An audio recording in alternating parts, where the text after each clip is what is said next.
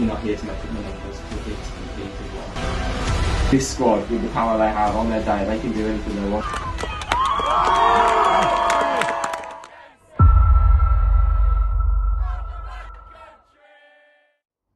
Hello everyone, welcome back to the Glassgirls network. You join us in a lovely, sunny, the Costa del Stour, as some may say. We're back 2024, 25 is officially upon us. We're here doing the first sort of catch-up video from the summer. John, how have you been? How's your summer been? It's been a lovely summer, to be honest. It's been my first week off since the end of the season, so been a nice sunny week. I watched Stourbridge Standard Women yesterday when you watched the men's team, so that was all very Stour related yesterday, which was great to get back into. But yeah, all in all, just lots going on around women's football, not just the Stourbridge, which has been fun to listen to all the rumours and seeing who's going where. As football fans, that's all part of it, isn't it? So football doesn't stop in May. Sometimes, it's like starting, isn't it? So all excited. How about yourself?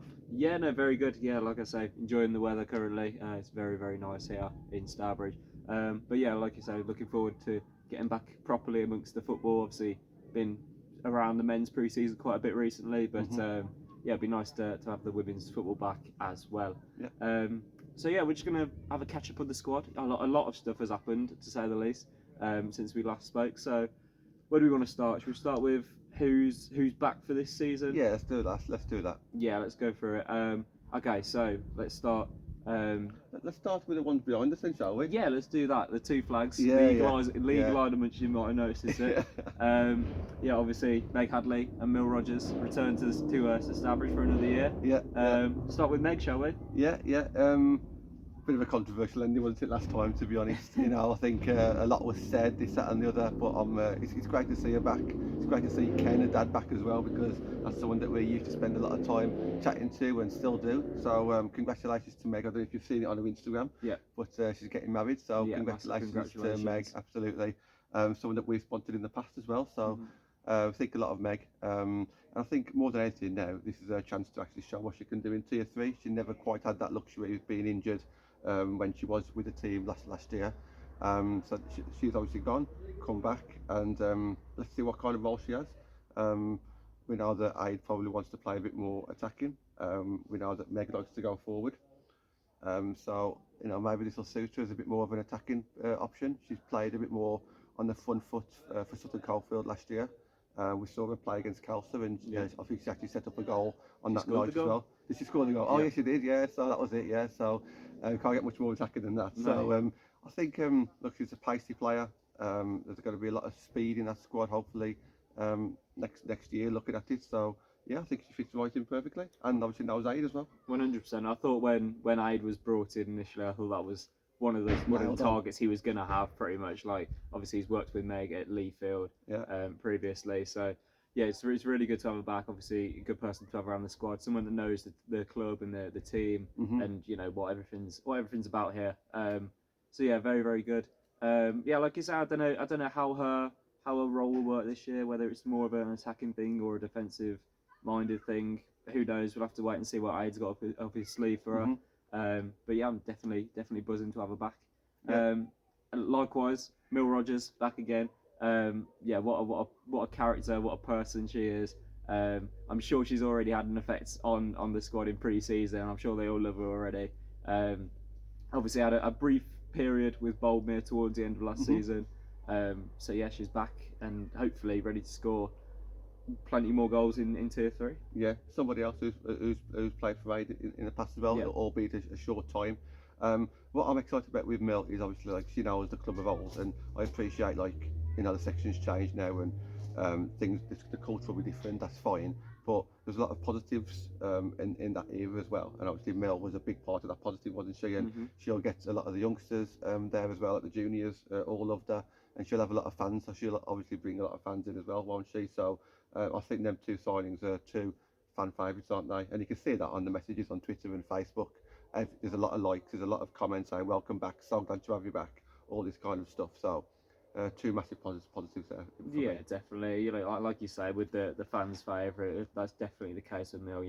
Everyone knows the iconic headband and the way that she is, the way she conducts herself, and yeah, she's just an absolute joy to have in the club. It's someone that you need, like you know, when you're going through those tough times, who's going to be the ones that lifting your spirits and, you know, making sure that everyone's all right. And I think Mill's probably one of them. So yeah, like you say, I think it's a massive positive to have her back at Star for this season. Absolutely. Again, somebody else that we sponsored. Again, yeah, it's clearly something that we have an effect on. Yeah. Absolutely, yeah. No, it's good to get them both back. Absolutely. Definitely. Yeah, but let's go through, I guess, some of the ones who are here. Sorry, for the entirety of last season. Yeah, let's start with Erin Griffith. Obviously a young centre half, obviously coming from Wolves reserves. Played probably more first team football than she imagined she'd play. I would say coming in. But really shone. I thought she was really promising.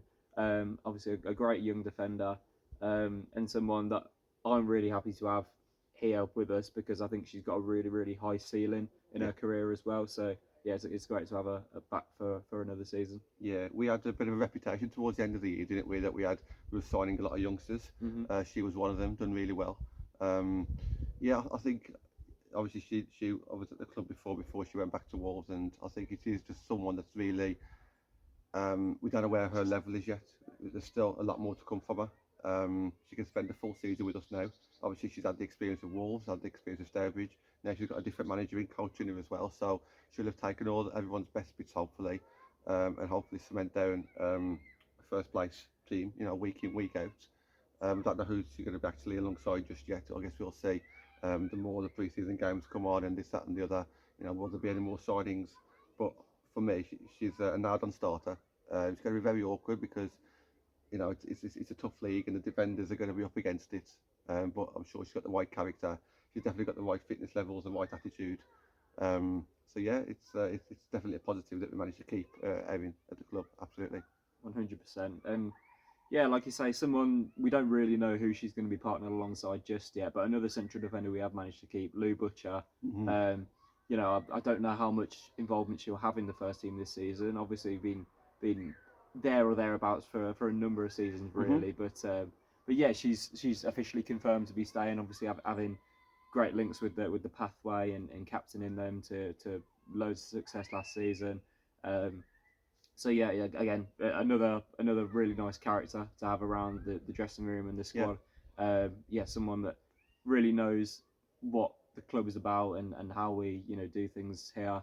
So yeah, like I say, for pretty much everyone else, it's a joy to have Lou back with us for another season. Yeah, Lou's been on the channel, so if you don't know who Lou is, if you haven't seen much of her, if you haven't watched the reserve team before, just go back on the channel and you'll see Lou Butcher on there. But yeah, I think it's the right thing to do. She's had like 92, 94 appearances for Stourbridge. Obviously there's no reserve team anymore, so she's had to leave or go to Tier 7, the Stourbridge standard, or in the first team. And I'm really glad that they found a place for her in the first team. You know, if you're a reserve team captain, then you deserve a chance at first team, in my opinion. So yeah, she's somebody else who gets the club. Been here for a very long time. So yeah, really excited. And you never know, she might get some game time and shine. You know, the same way as Niamh Murphy did the season before. You know, previous to that, we didn't know if Niamh Murphy was able to step up to Tier 3. She ended up as one of our best players in Tier 3 at the end of last season.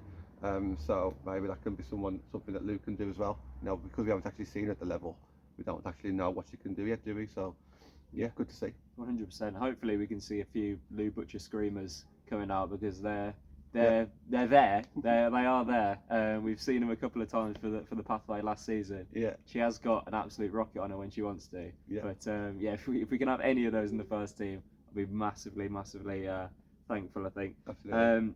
Another defender, Lizzie Bennett, obviously came in from, I want to say West Brom. Yeah. Really did well, I thought, last season. But one of my didn't play a massive amount due to I think a few injuries, but one of my favourite players when she did play. I think it's sort of almost a bombing right back, you know, not even a right back at times, sort of like a right midfielder, wing back, whatever you want to call it.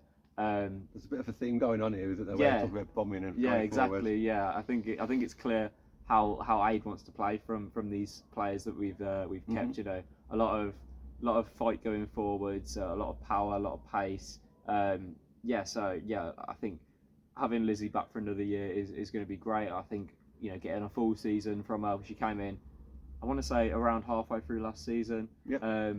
So yeah, to get a full set of games under her belt for us, I think would be massive for her, and massive for us because she's a player that has a lot of experience at a lot of different clubs. So yeah, it's absolutely great to have her with us. Yeah, lovely person, but also someone that knows the level. So some of our new signings, yes, they might be good enough, and we'll talk about that shortly. However, they're still not used to playing week in, week out at Tier 3, whereas she is, and I think that's something that we definitely need. I'm sure people look up to her as a bit of a role model anyway. Yeah, I think you hit the nail on the head how her and maybe Meg Hadley worked on that right hand side, if that's going to be the case. I don't know if we're going to be playing 4-3-3 or 5-3-2 or 3-5-2, whatever it is. I would like to think that Meg and Liz can keep on overlapping each other on that side when the time is right. But also I'll double up at the back because we can't be naive. I'm sure 70% of the time we'll be defending, won't we, in this league. But you've got two good defenders on that side of the pitch. So, yeah, looks quite strong. Definitely. And then, again, another player that knows the level, knows the league very, very well. Rosie Embley, the player of the year, I want to say. Yeah, players player. I think so. Yeah. What a player. We saw glimpses of what she has to offer last season. I think, like I said, I don't think she was 100% suited to that centre back position for me personally. I much preferred her in the midfield, and I think that was clear when she progressed there, sort of halfway towards the end of last season.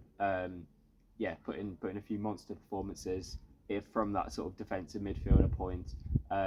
So I think getting her playing there, hopefully for the entire season, I think we'll definitely see the best of her because I think back to when she actually won that award, and we had those few video clips put together of the highlights and whatever.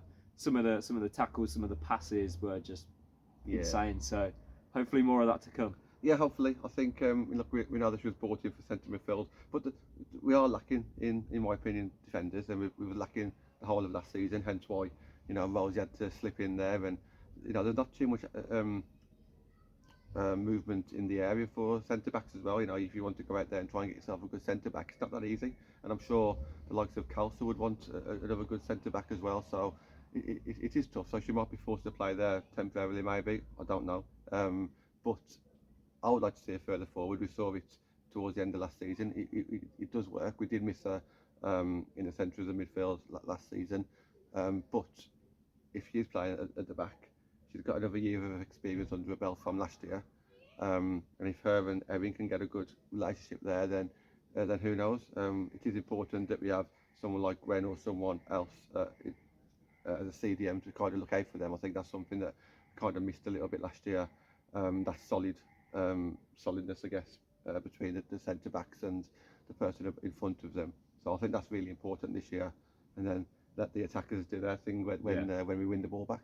Definitely. I think it's important as well that we have players like that can cover multiple positions because we know how hectic the calendar can be. Like in December when games are getting called off left, right, and centre, and then a few months later we have a million games in 1 month, and obviously. We would have thought we'd take the League Cup a bit more seriously this year due to the investment in that. Yeah. So it's going to be a hectic year in terms of scheduling, in terms of games and things. So I think having those options to swap someone in and give someone else a rest, I think is very, very much important within the squad to have that. And then our final player, sort of officially remaining for this season, Daisy Clements, obviously knows Aid very well. Daisy was. Again, really, really exciting for me last season. I think one of the first signings Mike made as proper manager. Obviously, pace is in abundance and technical ability as well. We saw her play almost like a wing back in last season. I'm not sure if that'll be the case this season or whether she'll push on even further than that. I guess we'll have to see. But where do you sort of envision and how do you sort of see her playing this year? I think if you're playing in Tier 4, I think it'd be different than if you was playing in Tier 3, I think, because we are going to be on the back foot a little bit. Obviously, we are going to be a bit more defensive. However, when we've got the ball, what we have got now is a bit more pace up front when we'll talk about the signing shortly, where we can put a ball over the top and hopefully, we can find a way through.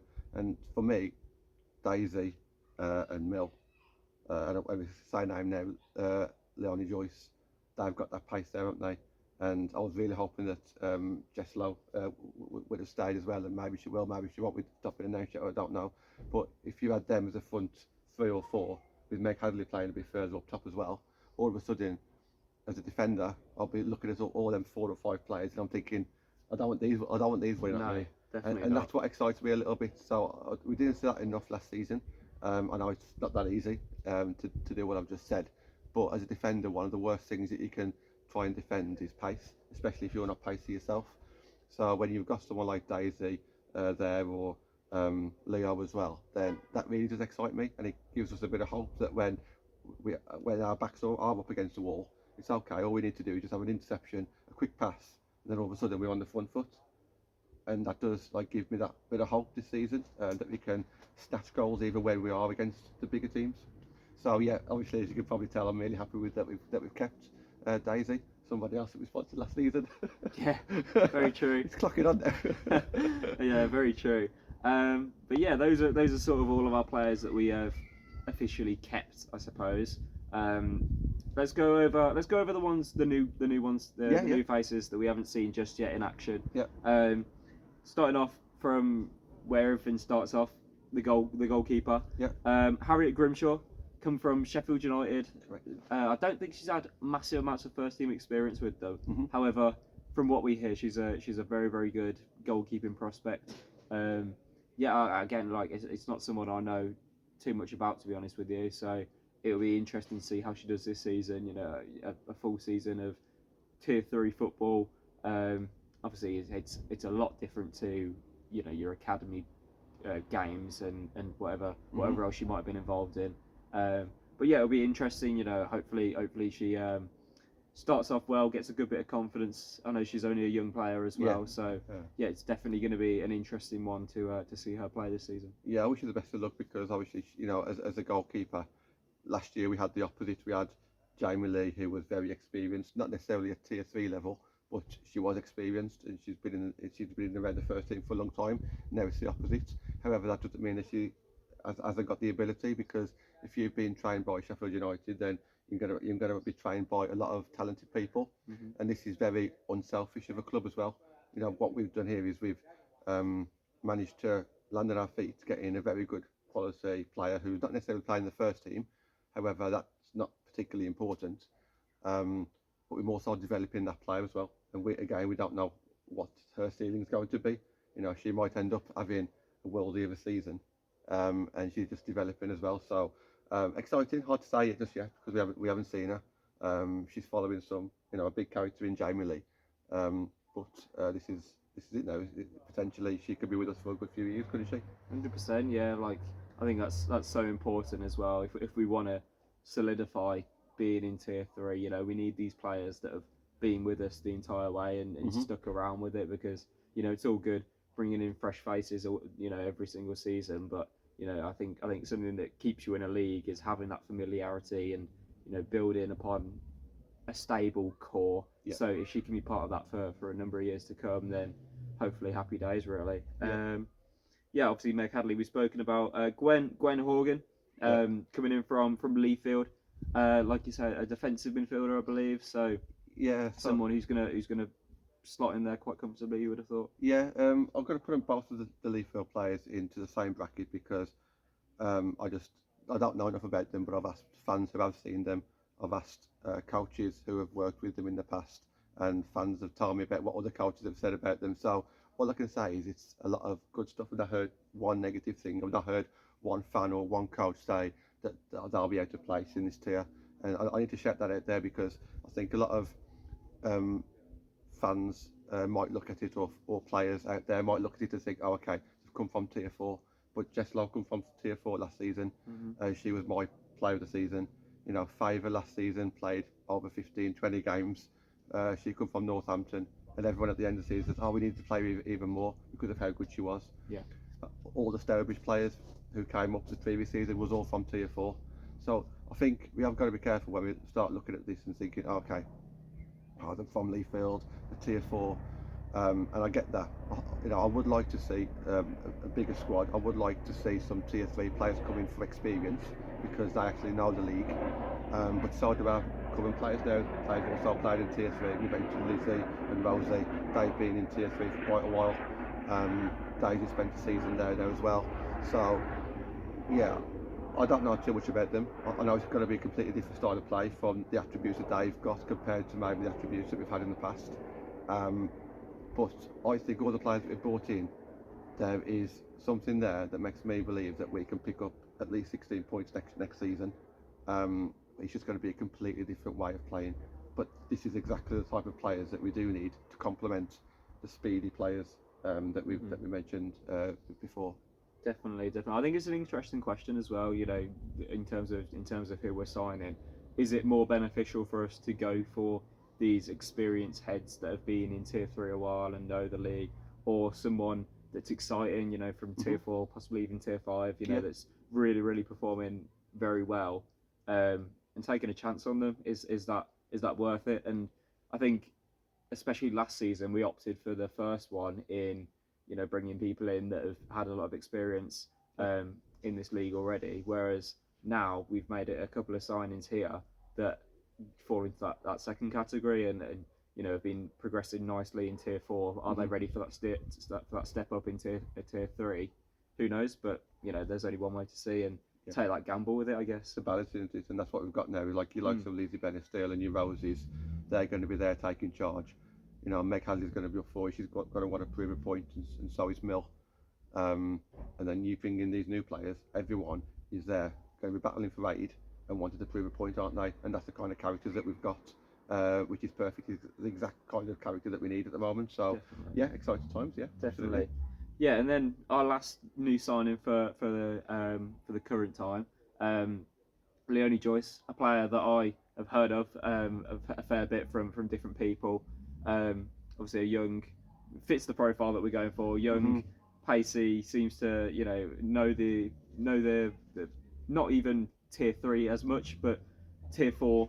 Coming up from Khalsa last season. Obviously, could have stayed there. They've got promoted into our league this season, but there's something about the project here with Ed that clearly she must have found interesting, and she's with us now. What does she offer to the squad, do you think? I think it's a name that's been bandied around for about 18 months. I think going into last summer, we was kind of looking at, as fans, okay, who's going to be the next striker, and she did really well for Wolves. Previously, as she was growing up, obviously now at Khalsa, helped get them promoted. Taking a bit away from the rest of the team, by the way. Leo obviously done really well for Khalsa, but so did several other strikers and players as well. However, it fits the bill that like what we're after. So if we're looking at speed, then that's what she's got over the players who have left. She has got that speed. So you pair her up with Daisy and maybe Meg Hadley on the other side, or whoever else that we have in. That is really important. It is exciting. It is exciting. I think for me the problem always has been keeping it at the back of the net, and that's no reflection on the defenders or midfielders last season, because as we defend as a team, and it starts from the front. She's energetic. She's motivated. She's obviously the fitness levels are good. So she'll be able to press from the front, or not even press, just be there in case there's a mistake, and then she's away as well.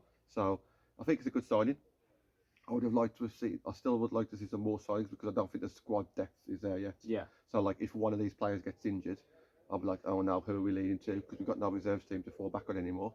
But as a starting 11, if you pick a starting 11 there, I would feel comfortable going in towards against like the bottom 3 or 4 teams at least, that we can pick up points, and then obviously maybe surprise some of the big guns like we did last season as well. Yeah, definitely.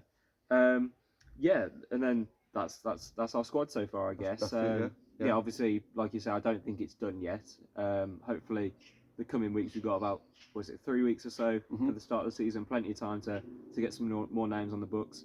But it's really, really exciting what we've got currently. Hopefully, we can build on that now. Yeah. Let's just touch on a few of the players that have left. We'll speak about the ones who have officially announced their exits. Official ones. Yeah. So Jame Leebanford, as we mentioned, not playing at Lincoln this season. No. I don't personally know what's happened there. Well, she says that she's going to be playing against Stourbridge. Yeah, that's what she has said. Yeah. So God knows where she's going. Obviously, travelled to Lincoln Way for work, so I presume it will be one of the clubs sort of closely located around that area. Where it is, who knows? But yeah, obviously Jamie did really well for us last season coming in. Obviously works a very demanding job as well. So to have the double act of that is really commendable. Mm-hmm.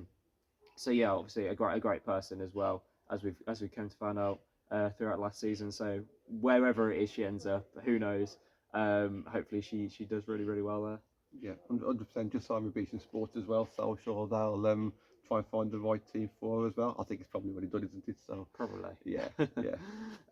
Yeah, Jess Bate as well. Not officially announced an actual club just yet, but a great servant for a number of years now.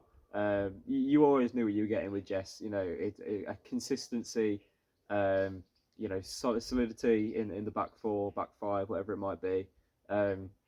Yeah, a player that I think needed to have more first team football, because I don't think she wasn't going to get it with us. I don't think, but she's clearly got a lot of quality, and I always thought when she came in, as a sub or a rotation, I always thought she did really well. So yeah, getting a full season of 90-minute games under her, I think it'll be really good to see. Yeah, she was so loyal to the club, wasn't she? So loyal to the management team as well. Mm-hmm. And it was announced before the end of the season, wasn't it? Her and Jame Lee. So I think they both announced it on the same day, pretty much. Yeah. Not maybe not officially, but like to the club. So if she was at the War Memorial Ground on our final home game of the season, that's kind of when rumours started to go out that she leaked it. So yeah, massive shame. But you're absolutely right. She deserves first team football.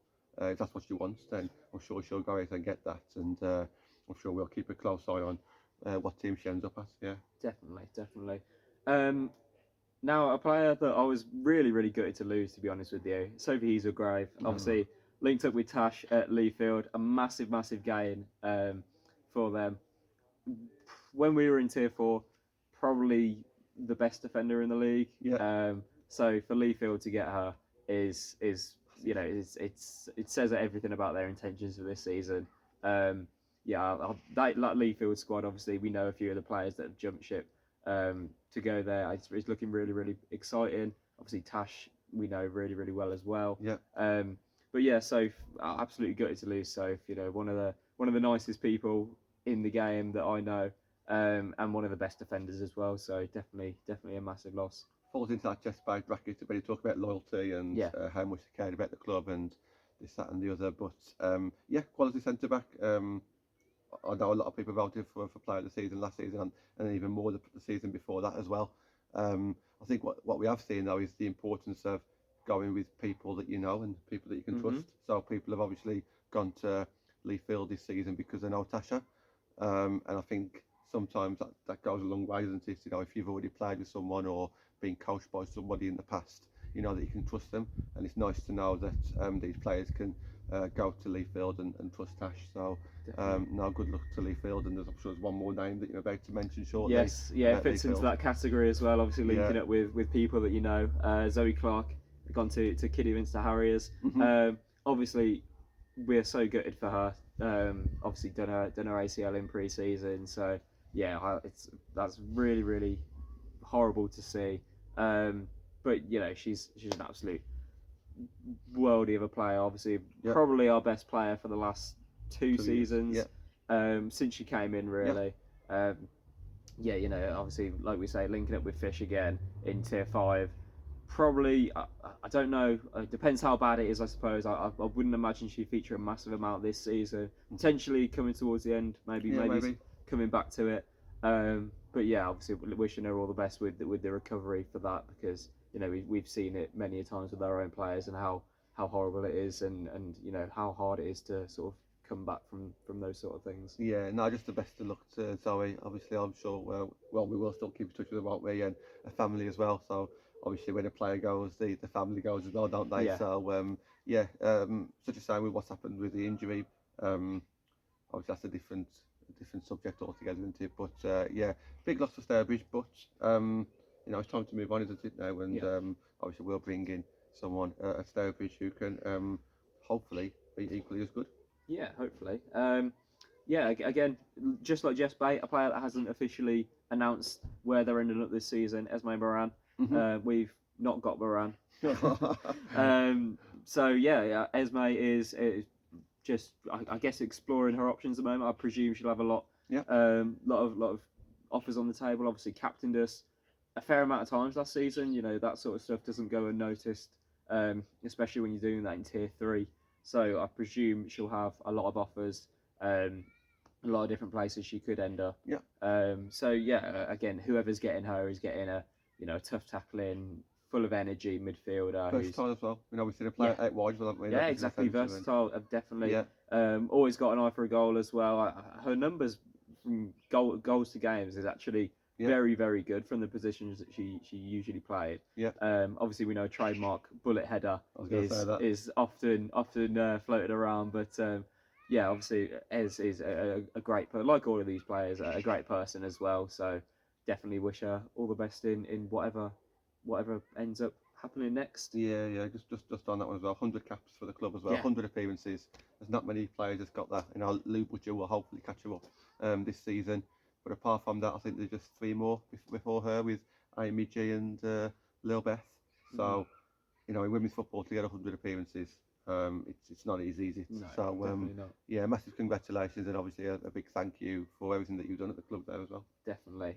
Speaking of people that have captained us last season, Kelsey Richardson, gone more towards her home, I guess, in Port Vale. Which is Tier 5, I believe, which is absolutely massive. Against Zoe Clark? Yes, At some point? Yeah. I mean, for her to drop into a Tier 5 club, for me, is massive for Port Vale because she's an absolute quality player. Obviously, we've seen a couple of free kicks last season. I think Liverpool feds the most memorable one. A good leader. That's exactly why Tash brought her in, someone that Tash knew really, really well when she was here. So yes, her leadership skills will be massive for that league, for that club. It's a big shame to see her go to that level really, and I think she could easily be competing in a Tier 3, if not definitely Tier 4 side. I think it's one of those again where players want different things, don't they? They either want to be I know the players that's kind of left us, they don't come across money orientated. I've never once heard them talk about money. We're very close to the players, we have been over the 3 years that we've been speaking to them, and money never comes up. It's about okay, who's there, what's their ambitions, who what players are there, what coaches are there, what can they offer, but money never comes up. Obviously location's a big one as well, so she's moving a bit closer to home. And maybe Port Vale will have that ambition to go up next year. It's a big club. When you look at the badge, Port Vale, it's not a club to be laughed at, is it? So maybe she'll have ambitions there to get them into National League and end up in Tier 4 there. So now, very best of luck to her. She's done a good job for us last season, especially when we needed her.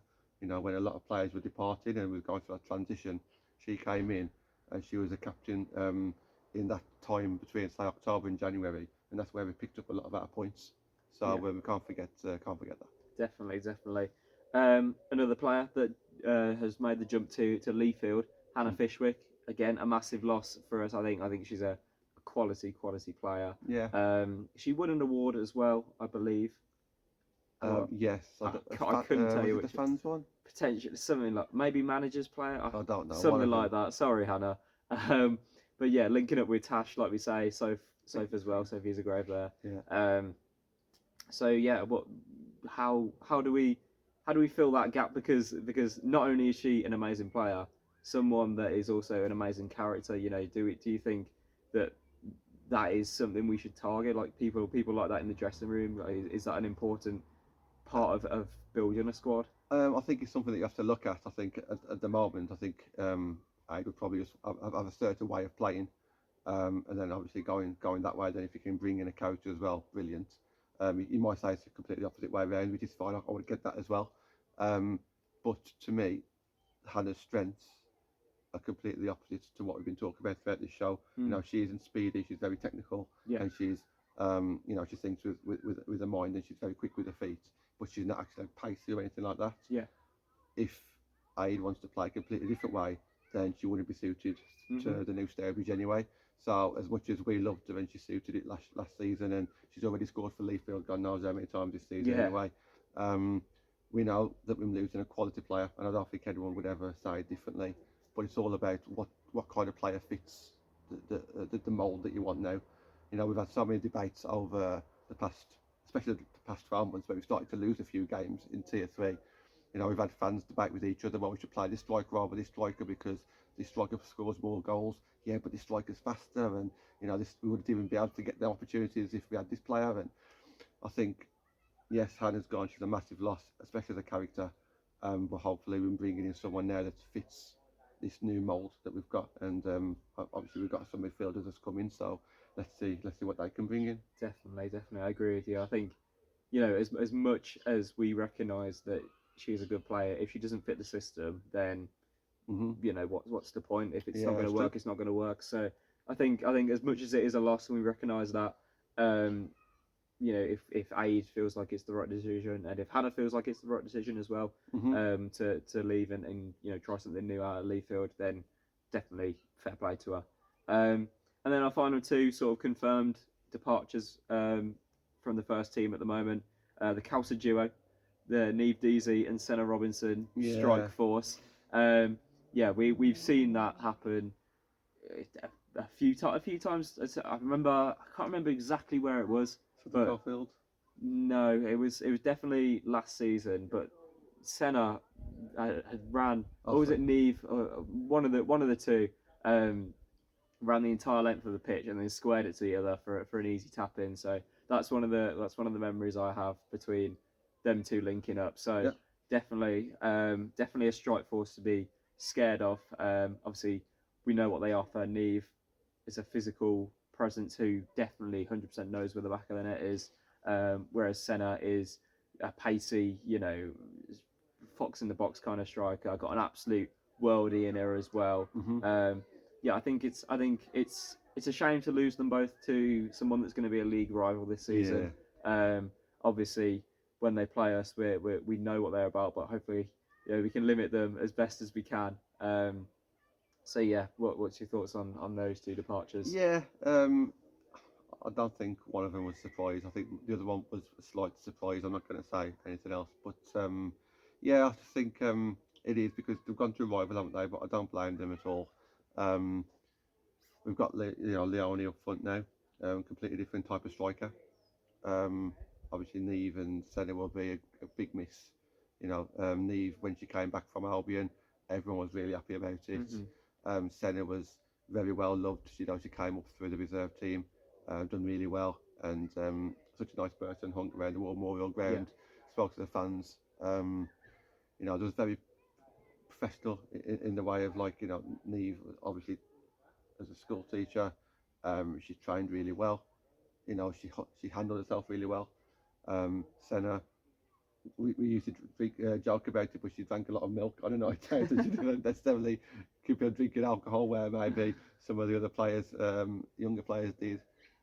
So I think they're just like two players that we're just going to miss as people, not just as players. But, you know, we'll keep it open for them. You know, that they've done what's best for them, and I'm sure Aid will have other plans going forward anyway. But yeah, going to a rival isn't a great thing, especially if they start banging in the goals. And the one that I'm referring to would be against West Bromwich Albion when they both scored. Right. And there's an iconic photo of Senna running away celebrating, and on the same night, that iconic photo of Neve Deasy celebrating with Andy Fisher and I think Harry O'Neill was there as well. So, you know, when I think of them pair, when they pitched together, I think of West Bromwich Albion, and that's when we won 7-2. So yeah, lots of fond memories for those two players and people. But obviously we kind of knew that players were going to move on, and, you know, as much as we're excited about new players coming in, and I'm the worst one for it, I love seeing who's going to come in. You have also got to remember and thank the players who have kept us in Tier 3, so these new players can say that they're now Tier 3 players as well. So, definitely, 100%.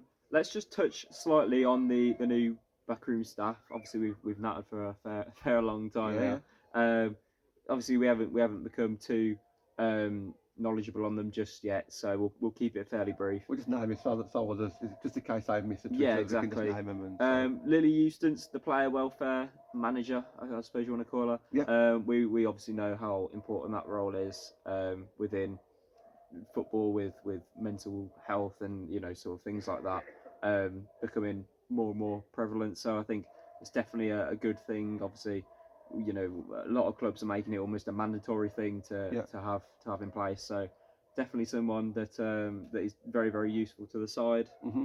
Absolutely, no, it is, and I think it's great that you've hit the nail on the head. And I actually started to put a thread together at one point, the amount of teams that was having these player welfares. Because if I'm honest, 12 months ago there was no singing and dancing Not about really, this. No, it was yes, we know that it might be out there, but it wasn't as high publicised. Yeah. And I'm not saying it's just down to Tash, because I'm sure it's not, but Tasha was the one that I knew the most at the time, especially in the local area, who banged on about the importance of player welfare. And then all of a sudden, you've got Leafield the signs obviously live there. We've now got Lily, we've got Wanakiddy. All of a sudden, these local teams are all popping up with a player welfare person or player liaison, and it needs to be taken seriously. It can't just be a token gesture. Oh yes, we've got our player welfare person. It needs to be more than that, and I'm sure it will be. I'm sure the clubs are hiring the right people to do that. Definitely. George Harrison, the analysis person, head of the VO, hopefully taking it off my hands this season. I've known George a fair few years through his work in the men's side. So he's a good lad. He knows what he's doing with that sort of thing. Hopefully he's had a deep dive into some of our opponents already this season, and hopefully getting some thoughts together on how we can play and deal with whatever we face this season. Mm-hmm, absolutely, yeah. Tom Gibney, one of the first team coaches, come from Feyenoord. Obviously, massive amounts of experience. That was a bit out of the blue when I saw that one. I was a bit shocked, but clearly a knowledgeable guy if he's hanging around Feyenoord. You'd have thought so. So yeah, comes with all the experience that he's gained from his time in the Netherlands. Obviously, we don't really know what he's like, what his style is, if he's gonna influence what Aid does that much. Who knows? I think it was really important that he quoted we'll do all our talking on the pitch, or we'll be quiet, or we'll do something along them lines. And I think that's kind of maybe one of the reasons why he's been signed, because that's kind of like the way that the club's going at the moment, isn't it? It has been quite quiet, so I'm looking forward to seeing what he's like on the sidelines compared to other first team coaches. But yeah, looking forward to it, absolutely. Definitely. Also nice to speak to him about what he's actually like in Holland, by the way. Yeah. And I might reach out to him. I know he's not probably on social media, but I think that's a great conversation to have. Definitely. You know, what's it like coaching in Holland, because it's such a, as a Man United fan, we've had the Louis van Gaal, we've had the Erik ten Hag era, and it's such a regimented kind of atmosphere, from what I'm led to believe. It'll be kind of interesting to hear his side of it. So I'm not sure how the War Memorial Ground will compare to Feyenoord itself, but I'm sure it'll be a million times better. He'll have some stories to tell, hopefully. So then the final one, Chloe Matthews, the goalkeeping coach, coming in from Burton Albion, I believe. Again, someone that's crucial to having in your squad. Your goalkeeper is such an important part, and with someone that we have like Harriet, who probably will need a bit of guidance. Obviously, a young player. Having Chloe in seems like a really nice person from the brief time I spoke to her at the club as well. So yeah, again, delighted to have her with us for the journey ahead. Yep, that was the first announcement that I made, wasn't it? Yes. Quite a while ago. And I remember us joking on the last podcast that we did to have a goalkeeper to coach. Yeah. I feel like a lot's happened in the last couple of months. That it has. And I don't think there's been too many surprises, if I'm honest. I think it's gone as good as we could hope, and I think hopefully now pre-season goes well. There's been a couple of games already that they haven't publicised the scores, but there's still a couple of more pre-season games to go. So yeah, let's look forward to that, and then Wolves away, first game of the season. Yeah, I mean, I think we'll touch a bit more on that in the video that we'll do in the coming weeks. But Wolves away, obviously. We've not had a fun time at Wolves away last season. Either. Well, yeah.